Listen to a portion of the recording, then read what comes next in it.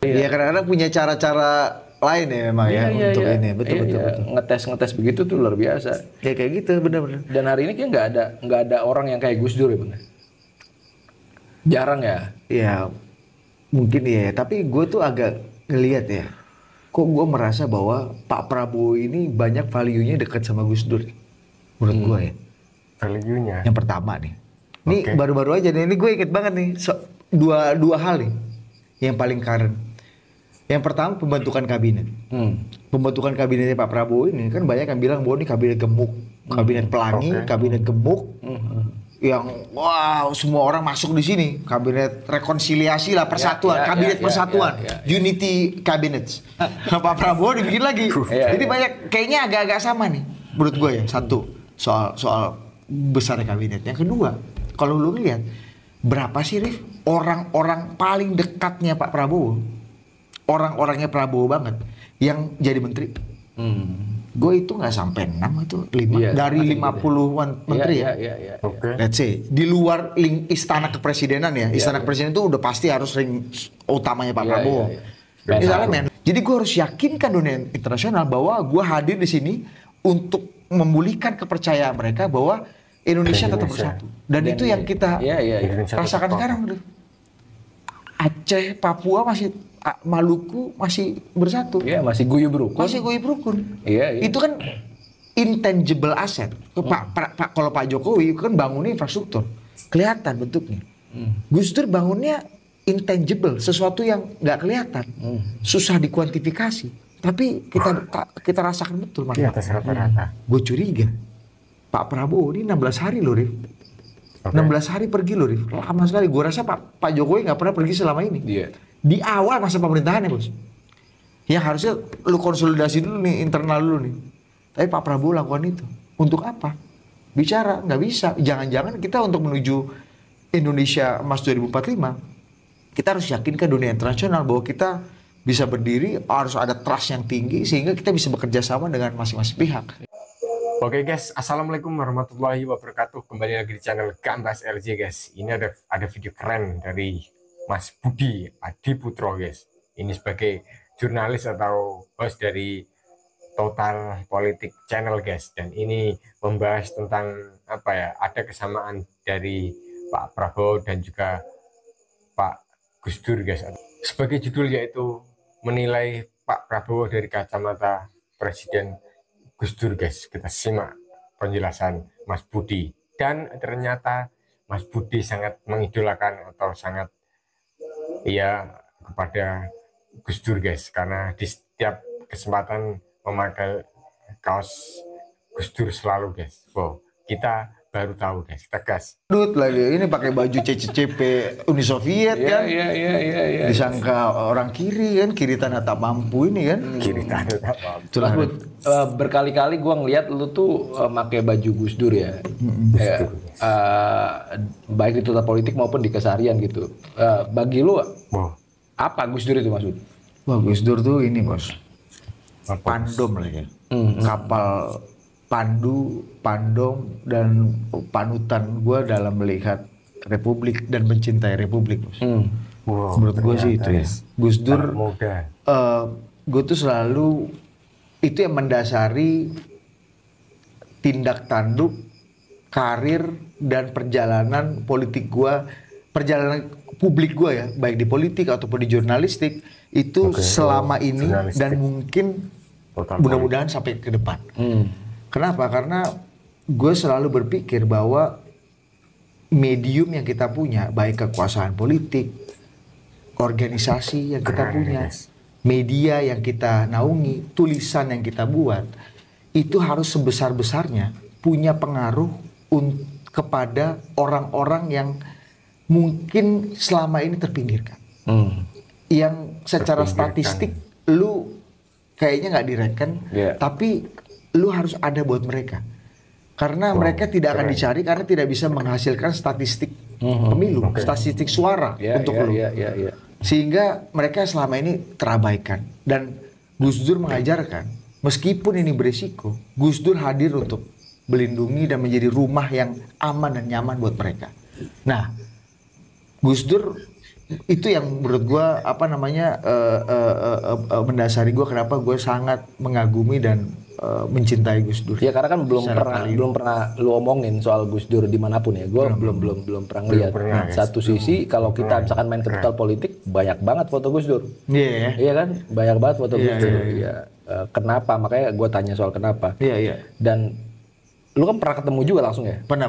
Iya kan? Pernah. Dulu tuh gue ini bro, gue tuh beruntung lah ya. Waktu gue awal-awal kuliah, gue kan angkatan 2006. Itu Gus Dur itu punya pengajian di Hutan Kayu bos. Kongko bareng Gus Dur yang mengasuh Kiai Guntur Romli bos. Sama Pak Acun sama siapa Panglima Berani Mati? Gus Nuril Arifin. Gus Nuril yang gondrong itu ya. Gus Nuril beberapa kali, tapi Pak Acun dan inilah Mas Guntur lah yang mengasuh mingguan. Jadi setiap hari Sabtu pagi jam 8 pagi Gus Dur tuh bikin kongko bareng Gus Dur namanya di kedai Hutan Kayu, kedai Tempo di Hutan Kayu. Itu siaran radio di KBR 68H, disiarkan di KBR, tapi orang bisa nonton. Nah, setiap minggu itu bos, karena gue dari SMP, SMA, gue mengagumi dan mengikuti Gus Dur, perjalanan Gus Dur, dan gue mengilhami bahwa Gus Dur ini adalah kayaknya sosok yang harus gue panuti. Gue berkesempatan dalam hidup gue untuk ngaji di situ. Kan ngaji itu kan belajar kan. Nyantri at least mingguan lah, dengar Gus Dur setiap minggu ceramah tentang banyak hal. Tidak hanya topik agama, tapi topik politik, topik keseharian, kadang-kadang budaya, kadang-kadang waktu itu kita bicara, Gus Dur bicara Beatles dan Bee Gees dan pop culture, karena dia bekas ketua Dewan Kesenian Jakarta, gitu-gitu. Jadi Gus Dur itu memang beyond NU, beyond Islam, beyond Sunni, ya kan? Dia lintas spektrum. Itu yang bikin Gus Dur itu layak dikagumi. Dan gue punya kesempatan tuh untuk ngaji di situ. Setelah itu, gue punya kesempatan juga karena memang dari basisnya gue menyukai dan mengagumi Gus Dur. Gue cari nih siapa nih produk-produk hilirisasinya Gus Dur yang bisa gue akses ya. Downstreamingnya siapa? Salah satunya Pak Wimar Witulan. Sejak 2006-2007 gue berguru ke Pak Wimar Witulan. Kayak lu lah ke Opung Panda, datang ke acaranya Wimar di mana gue datang. Ini lagi. Lu harus tahu apa kesukaan galah lu nih. Ya, mentor lu nih, calon mentor lu nih, orang yang akan membawa lu terbang naik nih, kira-kira kesukaannya apa? Apa yang bikin dia happy? Waktu itu gue punya buku, karena gue saking suka Pak Wimar, gue cari dulu bukunya Wimar udah agak lama. Namanya Perspektif Orang Biasa, tahun 97, kumpulan tulisan dia di Kompas. Buku udah langka sekali. Waktu itu ada acara tahun 2007 di salah satu stasiun TV. Biasa kan mahasiswa kita suka nonton-nonton diajak tuh jadi grupis kan, tepuk tangan kan. Tapi acara diskusi pas break atau pas abis gitu, gue datengin Pak Wimar, gue bawa bukunya. Hah? Gila, lu punya buku ini? Lu umur berapa? Gila, ini buku gue aja udah langka nih, gue aja kayaknya buku gue ini kemana gitu. Dia impress dari situ. Itu pertemuan pertama tuh? Pertemuan pertama gue sama Pak Wimar. Ini gue anggap kalau gue nggak bisa nyantri sama Gus Dur, gue nyantri sama produk hilirisasinya. Ya, titisan dan tetesan-tetesannya dia. Di situ lah Pak Wimar, gue kenalan sama Pak Wimar. Wah, impresnya anak canggih nih. Mau mendekati gue dengan sesuatu yang membuat gue seneng lah, kan tersipu juga ada anak muda. Masih kenal sama dia dan punya produknya dia. Itu happy. Sejak itulah gue magang sama Pak Wimar. Dan Pak Wimar waktu itu ini bos, masih jadi talk show host yang top. Dia waktu itu punya 3 acara TV, di Antv, di Jak TV, sama di Metro TV. Disitulah gue magang, gue belajar tuh meng-create talk show tuh kayak gimana. Jadi host talk show tuh yang bagus gimana. Dan hebatnya Pak Wimar itu selalu senang dengan anak-anak muda, satu. Dan kedua, dia memberikan akses yang full kemana-mana ke orang-orang yang dia berguru sama dia. Jadi gue itu ikut Pak Wimar, itu selalu ikut bukan hanya ke kantor atau dengar ceramah-ceramahnya Pak Wimar, aktivitas kerjanya Pak Wimar, tapi juga gue ikut hampir semua aktivitas politiknya Pak Wimar. Ketemu tokoh ini, datang ke forum ini, ketemu orang ini, orang itu, orang ini, orang itu. Iya, Gila iya. bos. Jadi gue ikut tuh sama Pak Wimar kemana-mana. Dari banyak sekali peristiwa ketemu tokoh-tokoh besar. Nah disitulah gue belajar gitu, berguru ke Pak Wimar. Gue banyak tanya tentang Gus Dur, dan kan kita kan kenal Gus Dur bapak demokrasi ya, bapak orang yang sangat humble sebagainya. Gue tanya ke orang-orang PKB di zaman itu bang. Dijawab nggak ada itu di PKB, Gus Dur demokrasi. Iya benar-benar. Katanya kalau ADRT itu tebelnya segini, di atas itu ada Gus Dur. Iya, hak veto. Iya. Jadi Gus Dur tuh sangat otoritas, sangat otoritatif gitu waktu itu. Dan kalau kamu dibilang otoriter ya, iya, otoritatif lah. Iya, dan dia nggak ada tuh nanya ke siapa nggak ada. Ya konstitusi yang mengikuti Gus Dur, quote unquote ADRT yang mengikuti Gus Dur. Iya benar. Dan ada yang menarik dari Gus Dur itu, katanya Gus Dur pernah ngomong ke Pak Sulaiman karena kemarin gua habis spot sama dia. Dia bilang cara Gus Dur mendidik itu berbeda dengan politisi hari ini, kata dia. Saya bilang siapa politisi hari ini? Anggaplah Pak Jokowi, kata dia kan. Pak Jokowi itu kalau misalkan mendidik anak ya benar-benar disupport full gitu. Anak didiknya ya, entah anak didiknya entah anak kandungnya disupport full dan diberikan jalan gitu.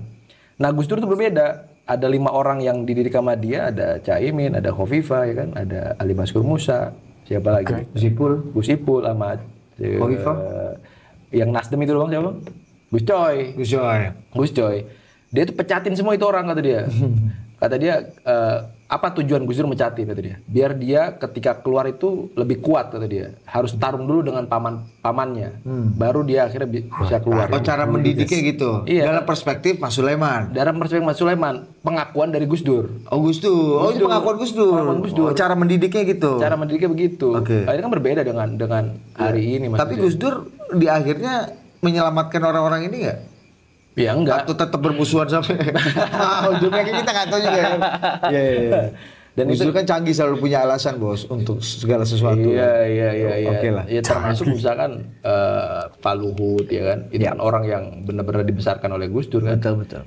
Adi Makayasa yang nggak punya tongkat kan mungkin hanya Pak Luhut gitu. Betul. Sampai satu cerita misalkan Pak Luhut waktu Gus Dur pengen dilengsarkan datang ke istana itu menggunakan rompi dan senjata lengkap.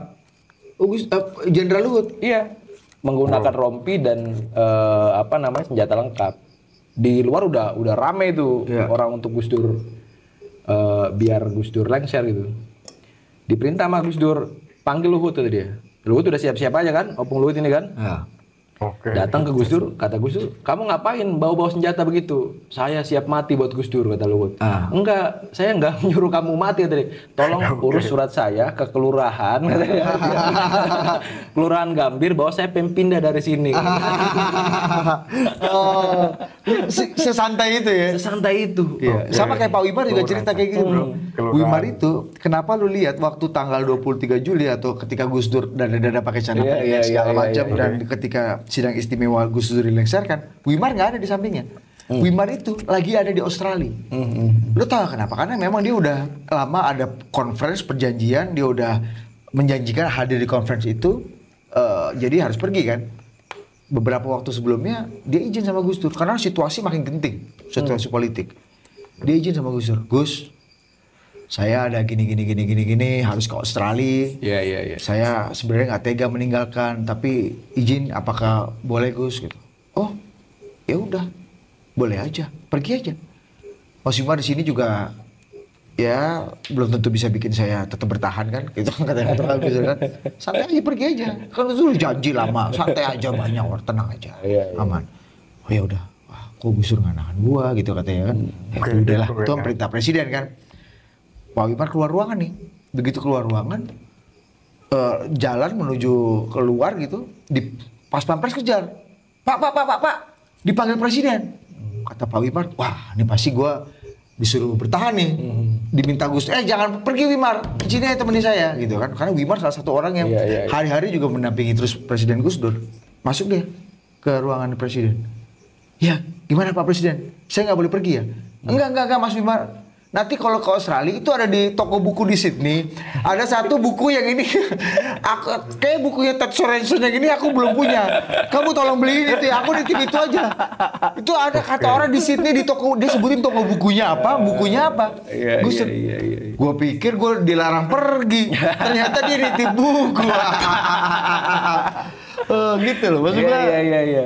Maksudnya dia bisa sesantai itu, maksudnya untuk harusnya kan ketika masa-masa genting orang-orang yang terdekat dengan lu pastikan kumpul di ruangan ya atau kumpul di rumah di mana lu berada kan. Jadi ini tempat apa sih tempat command centernya kan. Logikanya gitu kan bos. Saya misalnya kalau ada keluarga kita misalnya udah mau meninggalkan kita gitu kan, pasti keluarga normalnya kumpul dulu apa gitu, kasih doa-doa, kasih semangat. Iya. Ini enggak, cuek aja, tenang aja, lu ada di sini nggak ada di sini nggak ngaruh juga Rip, udah tenang aja ya kan, santai aja, lu di sana aja, mungkin lu ada gunanya di sana gitu. Iya. Akhirnya bener kata Pak Wimar, gua di Australia waktu itu, dan gua begitu Gus Dur tumbang, Australia itu kan media yang punya atensi gede banget sama politik Indonesia kan, karena tetangga kan. Iya. Wah, dan gua waktu itu jadi pembicara utama di hampir semua TV di Australia.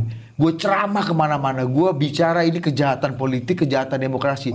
Jadi Gus Dur kayaknya kesannya mengirim gue ke sana untuk menjadi juru bicara gue kepada dunia.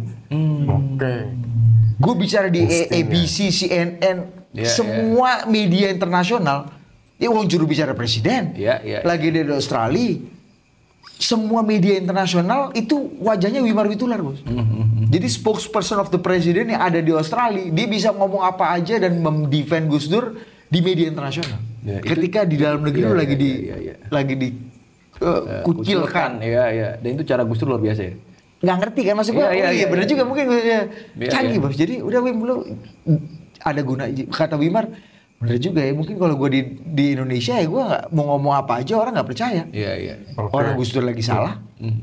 Iya kadang-kadang punya cara-cara lain ya memang untuk ini. Betul. Ngetes begitu tuh luar biasa. Ya kayak gitu bener-bener. Dan hari ini kayak nggak ada orang yang kayak Gus Dur ya bener. Jarang ya. Iya mungkin ya, tapi gue tuh agak ngelihat ya. Kok gue merasa bahwa Pak Prabowo ini banyak value-nya dekat sama Gus Dur. Menurut gue ya. Value-nya. Yang pertama nih. Ini baru-baru aja nih. Ini gue inget banget nih. Dua hal nih. Yang paling current. Yang pertama pembentukan kabinet. Pembentukan kabinetnya Pak Prabowo ini kan banyak yang bilang bahwa ini kabinet gemuk. Kabinet pelangi, kabinet gemuk. Yang wow semua orang masuk di sini. Kabinet rekonsiliasi lah, persatuan. Kabinet persatuan. Unity cabinets. Sama seperti kabinetnya Gus Dur, Persatuan Nasional. Kabinetnya gemuk juga bos. Ada juga kementerian-kementerian yang dulu zaman Gus Dur ada, sekarang ada lagi. Ada salah satu misalnya Kementerian HAM. Itu dulu Gus Dur bikin tuh bos. Gus Dur bikin ya? Sekarang Pak Prabowo bikin lagi. Iya. Dan waktu itu cuma 6 bulan atau 7 bulan udah dibubarin tuh sama Gus Dur tuh kementerian. Baru set up kantor gue rasa tuh kan. Bubar bula sama kawan kan. Pak Prabowo dibikin lagi. Jadi banyak, kayaknya agak-agak sama nih. Menurut gue ya, satu.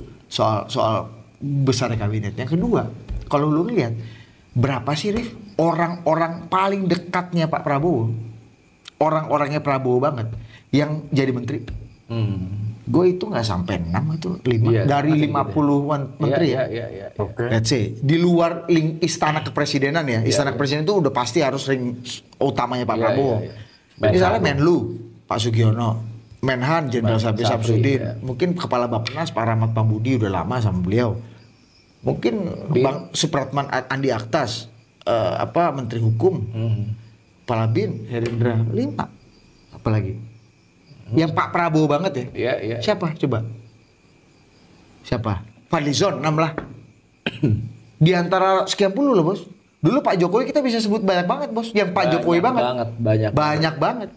Dari mulai kita tahu cerita Pak Luhut yang nggak disetujui Bu Mega sama itu Pak Jokowi sikat. Budi Karya, sampai orang kayak Tom Lembong, orang kayak, ya kan? Itu kan Pak Jokowi banget gitu. Ya. Nah, kembali lagi gitu, Rif. Maksud gue, kok sama juga nih. Dulu gue inget banget, Gus Dur pernah bilang di mana-mana. Ketika bikin Kabinet Persatuan Nasional, Gus Dur bilang gini, Rif. Saya cuma minta 3 jatah menteri ya, atau 4 jatah menteri. Sisanya kalian banca aja, silakan banca, bagi-bagi. Saya coba minta Menteri Luar Negeri Alwi Shihab, saya minta Menko Equinnya Kwi Kian-gi, saya minta Menteri Agama Tola Hasan dan mungkin kayak Bu Khofifah, Menteri Peranan Perempuan, Pemberdayaan Perempuan. Sisanya lu bagi-bagi aja.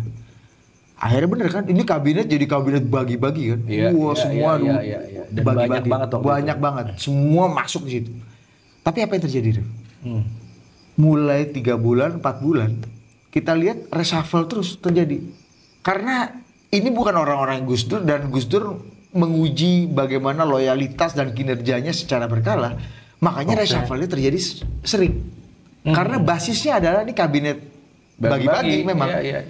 Ya udah kan gue punya prerogatif. Pertama gue bagi nih, tapi kan orang lo harus buktiin. Buktiin ini 2, kinerjanya oke apa enggak. Yang kedua, lu loyal sama presiden apa loyal sama majikan yang lain.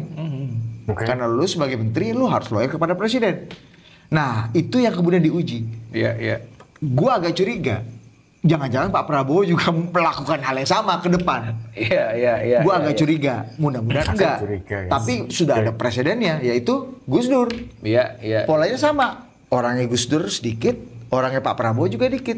Kabinetnya sama-sama gede, ini juga kabinetnya gede.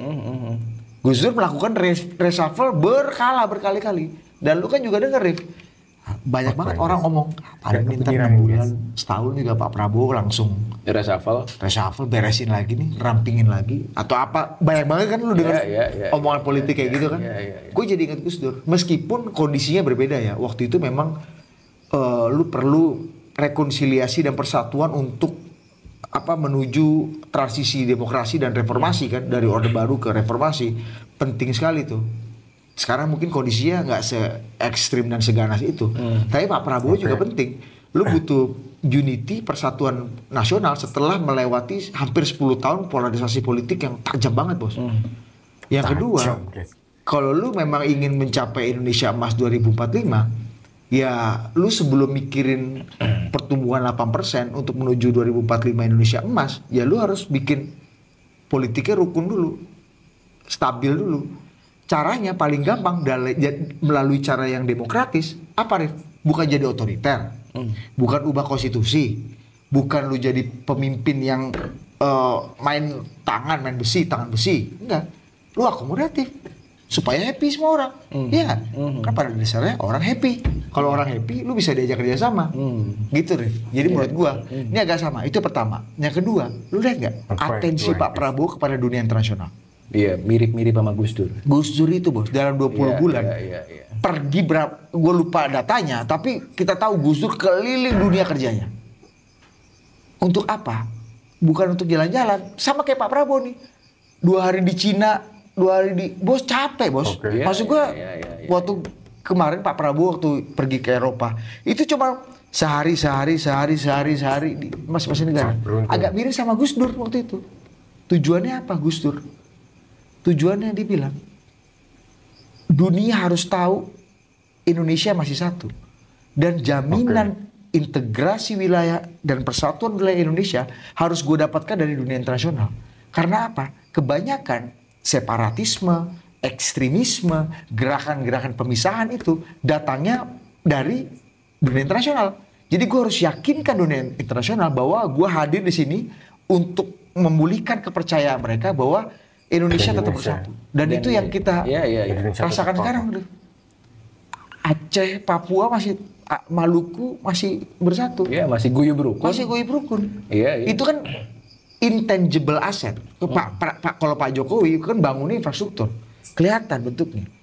Gus Dur bangunnya intangible, sesuatu yang nggak kelihatan, susah dikuantifikasi. Tapi kita rasakan betul, di atas rata-rata. Gue curiga Pak Prabowo ini 16 hari loh, Rif. 16 hari pergi loh, Rif. Lama sekali. Gue rasa Pak Jokowi nggak pernah pergi selama ini. Di awal masa pemerintahannya, Bos. Yang harusnya lu konsolidasi dulu nih, internal dulu nih. Tapi Pak Prabowo lakukan itu. Untuk apa? Bicara, nggak bisa. Jangan-jangan kita untuk menuju Indonesia Emas 2045, kita harus yakinkan dunia internasional bahwa kita bisa berdiri, harus ada trust yang tinggi sehingga kita bisa bekerja sama dengan masing-masing pihak. Makanya di awal Pak Prabowo memutuskan untuk bergabung di BRICS. Itu kan orang yang sangat internasional outward looking banget, ngerti nggak? Dan itu nggak dilakukan oleh Pak Jokowi. Enggak. 10 tahun Pak Jokowi nggak ngelakuin itu. Pak Jokowi care-nya sama daily politics, politik dalam negeri. Karena apa? Ya karena Pak Jokowi nggak punya partai, Pak Jokowi nggak punya alat seperti misalnya kalau Pak Prabowo punya Profesor Sufmi Dasko gitu yang bisa beresin daily politics. Pak Jokowi punya Luhut bang, Opung Luhut. Opung Luhut kan juga nggak punya partai bos, Oh iya. nggak menguasai parlemen bos. Golkar kan juga bukan prominent waktu itu, lo masih ingat Golkar pecah bos. Pada masa awal pemerintahan Pak Jokowi kan Golkar pecah. Itu ya. 2014 itu kan Golkar ada kubu Abu Rizal Bakri sama kubu Agung Laksono bos. Iya. Dispute. Dan waktu itu Pak Abu Rizal Bakri sangat Pak Prabowo. Ngerti gak? Jadi ya itu yang membuat kenapa Pak Jokowi mungkin melakukan sendiri kerjaan jahit-menjahit daily politics ini dengan meramu dan formulanya dia dengan dibantu orang-orang dia, tentu salah satunya Jenderal Luhut segala macam. Tapi orkestrator utamanya Pak Jokowi sendiri. Kalau Pak Prabowo kan udah ada Bang Dasko. Terawangan lu bang, kalau misalnya akhirnya Gus Dur waktu itu merangkul semua ya, akhirnya jadi kabinet yang bagi-bagi kan sama yang hari ini dilakukan. Ya agak mirip lah. Agak mirip. Siapa orang yang tondo-tondonya akan direshuffle pertama? Siapa nih? Gus Dur apa sekarang? Oke guys, itu tadi yang disampaikan oleh siapa ya guys? Mas Budi, atau sebagai jurnalis total politik ya, atau host atau presenter total politik. Dan ini membagikan awal dia untuk kecintaan kepada Gus Dur dan juga awal ingin menuju karir ke politikannya atau ke jurnalisannya ya guys, pokoknya gitulah. Dan ini banyak diceritakan tentang Pak almarhum Kiai Haji Abdurrahman Wahid guys. Dan juga Mas Budi tadi menjelaskan tentang kesamaan dari Pak Gus Dur dengan Pak Prabowo guys, termasuk di pembangunan kabinetnya guys, dan juga untuk ekspansi ke luar negerinya guys, hampir-hampir sama dan hampir-hampir mirip. Yang kabinetnya itu kata orang-orang adalah kabinet gemuk guys. Dan semoga dan Mas Budi itu guys, jangan-jangan tidak seperti yang kita pikirkan yaitu kabinet gemuk. Jangan-jangan itu untuk menguji kabinet atau orang-orangnya partai lain guys, apakah setia kepada majikannya atau setia kepada presiden. Dan kemungkinan itu akan di reshuffle guys, ulang-ulang guys, apakah setia, apakah menurut, apakah kinerjanya sangat bagus atau tidak. Oke, semoga itu tadi yang disampaikan Mas Budi sebagai jurnalis total politik guys, bisa menambah wawasan untuk anak muda di Indonesia guys. Oke, wassalamualaikum warahmatullahi wabarakatuh. Gambas RJ.